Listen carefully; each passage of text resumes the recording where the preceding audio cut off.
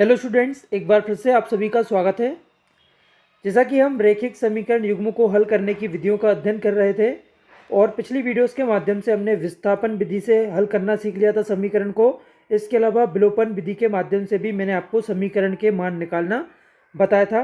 इस वीडियो में हम अगली विधि वज्र गुणन विधि के माध्यम से समीकरण को हल करना सीखेंगे। तो यहाँ पर देखिए, सवाल कुछ इस तरह से एग्जाम में आपके लिए दिया जाएगा।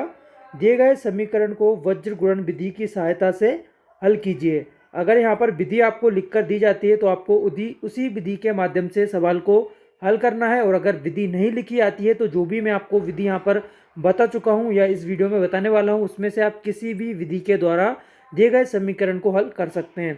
तो अब देखिए, सवाल कुछ इस तरह से दिया हुआ है। दो यहाँ पर समीकरण है। तो सबसे पहले आपको क्या करना होता है, ऐसे जो समीकरण देते हैं यहाँ पर आपको अचर पद जो दिया गया है उसे आपको बाएं पक्ष में ही लेकर आना है। जैसे कि मैं यहाँ पर 3x + 4y बराबर में यहाँ पर 10 है, प्लस में है तो यहाँ आकर आएगा माइनस में, और बराबर में यहाँ पर हम 0 लिखेंगे। अगला जो समीकरण है इसे भी हम इसी तरह से लिख लेंगे, 2x - 2y, और 2 यहाँ पर प्लस का है, इस तरफ आकर हो जाएगा माइनस का, और बराबर में 0 बचेगा। तो अभी समीकरण इस तरह से आपको तैयार करना है। सबसे पहली स्टेप ये है, वज्र गुणन विधि के लिए आपको अचर पद को भी बाएं पक्ष में लेकर आना है। अब चलिए आगे बढ़ते हैं। तो यहाँ पर देखिए, जो आपके समीकरण थे इस तरह से हमें कुछ समीकरण मिल चुके हैं। अब यहाँ पर हमको व्यापक जो समीकरण है, व्यापक समीकरण युग्म है, इनसे तुलना करना है और ए बी सी के मान ज्ञात करना है। तुलना किस तरह से करते हैं मैं आपको पिछली वीडियोस में बता चुका हूँ। तो यहाँ पर देखिए, x यहाँ पर लिखा हुआ है, x यहाँ पर भी लिखा हुआ है, तो x का हम गुणांक देखेंगे। तो यहाँ पर क्या है, a1 का मान कितना हो जाएगा आपका, देखिए गुणांक कितना है 3, तो 3 हो जाएगा। इसी तरह से b1 का मान देखिए, b1 किसका गुणांक है, y का गुणांक, तो y का गुणांक यहाँ क्या है 4, तो आप b1 का आपको यहाँ से मान मिल जाएगा 4। और c1 क्या है हमारा 10 है, माइनस का। आपको यहाँ पर जो साइन है वो भी साथ में लेना है, प्लस है तो प्लस और माइनस है तो माइनस, और c1 का जो माइनस आप 10 आपका आंसर आ जाएगा। इसके बाद a2, v2 और c2 की वैल्यू भी हम इस तरह से निकालेंगे दूसरे समीकरण से। आप चाहे तो किसी भी समीकरण को 1 दे सकते हैं, किसी भी समीकरण को दूसरा मान सकते हैं, इससे आपके आंसर्स में कोई फर्क नहीं आएगा। तो चलिए यहाँ पर a2 का मान हम देख लेते हैं क्या है। a2 का मान आपको 2 मिलेगा, b2 का मान आपको मिलेगा -2। देखिए यहाँ पर माइनस का है 2, ये आपको ध्यान रखना है। इसके बाद c2 का मान आपको मिलेगा -2। देखिए, अब हमें जो a1, b1, c1 और a2, b2, c2 के मान मिले हैं उन्हें एक सूत्र में रखना है। तो सूत्र यहाँ पर आपको बता रहा हूँ। देखिए ये सूत्र है, इस सूत्र में आपको मान रखना है यहाँ पर b1, c2, b2, c1, तो ये सारे मान आपको रखना है। इसके बाद इसे सोल्व करना है। अब ये सूत्र आपको याद कैसे रखना है, सबसे पहले मैं आपको ये बताऊँगा। तो देखिए यहाँ पर आपने देख लिया ये सूत्र है। अभी इसे देखिए किस तरह से आपको याद रखना है, आप एग्ज़ाम में इसका उपयोग कैसे करेंगे। सबसे पहले तो आपको क्या करना है, इस तरह से लिख लेना है x, y और 1, ये फॉर्मूला है। सभी के नीचे आप बटे का साइन लगाएंगे और इसके बाद यहाँ पर आपको बराबर का साइन लगा देना है। अब क्या करना है, आपको यहाँ पर लिखना है BC - BC और CA - CA और AB - AB, इस तरह से आपको लिख लेना है। देखिए बी से हम स्टार्ट करेंगे, बी के बाद क्या आता है सी, तो BC और सी के बाद क्या आता है CA, क्योंकि यहाँ पर देखिए चक्रीय क्रम में हम देखेंगे, सी के बाद फिर से यहाँ पर ए आ जाएगा। तो देखिए BC CA और फिर ए के बाद क्या आता है बी, तो देखिए AB, इस तरह से आपको लिख लेना है। अब आपको क्या करना है, यहाँ पर बस दो संख्या याद रखना है, एक है 12 और एक है 21। तो यहाँ पर आपको लिखते हुए चलना है 12 और 21, 12 और 21, इस तरह से आपको लिख देना है। तो ये यहाँ पर फॉर्मूला पूरा आपका तैयार हो जाएगा। इस तरह से आप फॉर्मूले को यूज़ कर सकते हैं, और आप जब एक दो बार इससे प्रैक्टिस कर लेंगे तो आपको वैसे भी ये फॉर्मूला याद हो जाएगा। तो देखिए वही फॉर्मूला हमें मिल गया है। सभी जगह यहाँ पर 12, 21 लिखा हुआ है, और BC CA और AB यहाँ पर इस तरह से दिया हुआ है। सभी के बीच में आपको माइनस का साइन लगाना है। ये आपको याद रखने की ज़रूरत नहीं है, क्योंकि आपको यहाँ पर कोई दूसरा साइन यूज़ नहीं करना है प्लस का।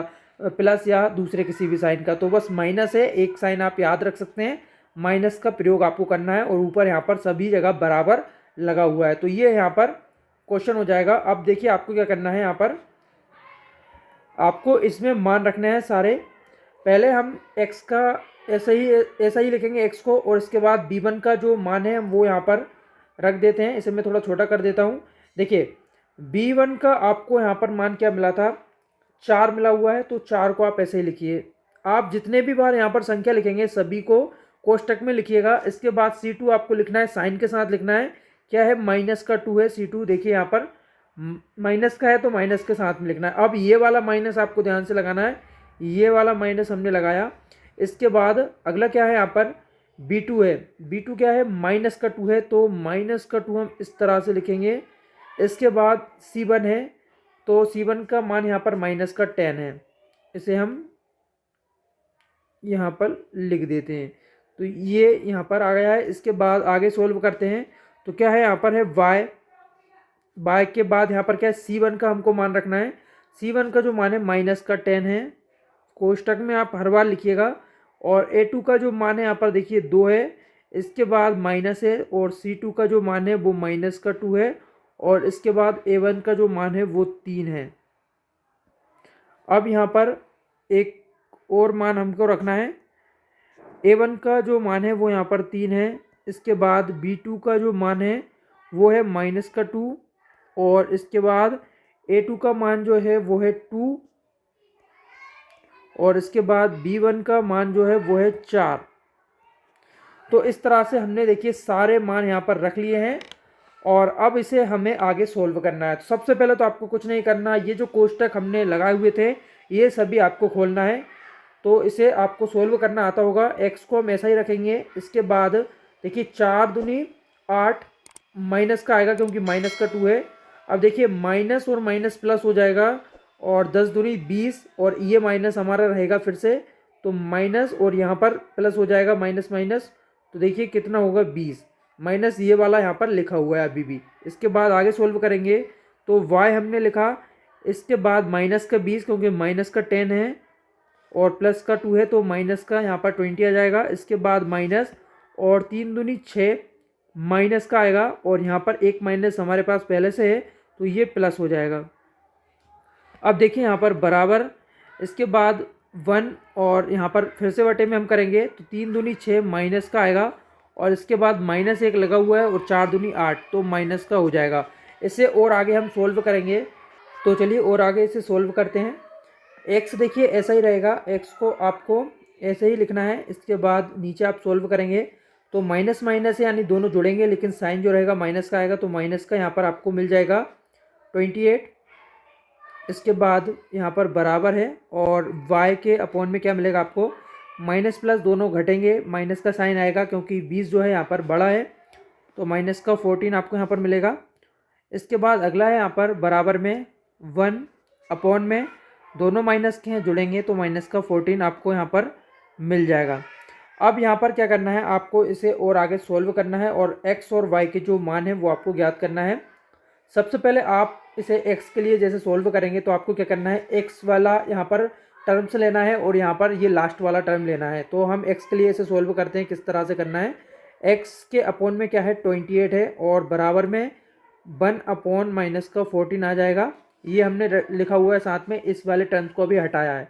अब देखिए यहाँ पर माइनस से माइनस आप चाहे तो यहाँ पर डायरेक्ट कैंसिल कर सकते हैं और काट सकते हैं, या फिर अगर आप ऐसा नहीं करना चाहते तो आप x को ऐसे ही रखेंगे और 28 का यहाँ पर पक्षांतर करेंगे उस तरफ, तो क्या हो जाएगा, ऊपर की तरफ जाएगा, क्योंकि यहाँ पर जो है बटे में है, वहाँ जाकर गुणा में जाएगा। तो कितना हो जाएगा 28 अपॉन 14, यहाँ पर दोनों माइनस के हैं, माइनस से माइनस कैंसिल आप कर सकते हैं, और 14 को आप यहाँ पर काटेंगे तो ये 2 टाइम्स में कट जाएगा। तो x का मान यहाँ पर आपको क्या मिलेगा 2, x का मान आपको यहाँ पर मिलेगा 2। अब इसके बाद ये हमने सोल्व किया है x के लिए, अब ऐसा ही हमें करना है y के लिए। तो अभी ये वाला हम टर्म्स छोड़ देंगे और ये 2 टर्म्स हम यहाँ पर सोल्व करेंगे। तो कितना है हमारा y अपॉन माइनस 14, अब बराबर में है 1 अपॉन माइनस 14। अब देखिए यहाँ पर हम इस 14 को वहाँ पर पक्षांतर करेंगे तो y बराबर कितना आ जाएगा, -14 अपॉन -14। दोनों देखिए यहाँ पर कट जाएंगे तो कितना आएगा, एक बार में ये कटेगा। तो y का मान आपको यहाँ पर कितना मिल जाएगा, 1। y का मान आपको यहाँ पर 1 मिल जाएगा। तो x का मान 2 और y का मान 1 यहाँ पर आ गया है। तो इसी तरह से आपको ये क्वेश्चन सोल्व करना है। तो उम्मीद करता हूँ आपको वज्रगुणन जो विधि है वो अच्छी तरह से समझ आ गई होगी और अब आप इसके माध्यम से आगे सवाल कर पाएंगे। कुछ सवालों की आप खुद से प्रैक्टिस करिएगा। अगर आपको कहीं प्रॉब्लम लगती है तो आप कमेंट करके बता सकते हैं। हम नेक्स्ट वीडियो के माध्यम से समझेंगे जो भी आपका डाउट रहेगा। और अगर आपको कभी भी क्वेश्चन आता है एग्जाम में तो आप किसी भी विधि से सॉल्व कर सकते हैं अगर विधि वहाँ पर लिखी नहीं आती है। आने वाली वीडियोस में हम चैप्टर 3 के कुछ महत्वपूर्ण क्वेश्चन देखेंगे, उन्हें देखेंगे किस तरह से आपको सोल्व करना है। बस इस वीडियो में इतना ही। अगर आपको ये वीडियो हेल्पफुल लगी है तो वीडियो को लाइक और शेयर जरूर करिएगा। वीडियो देखने के लिए आप सभी का बहुत बहुत धन्यवाद।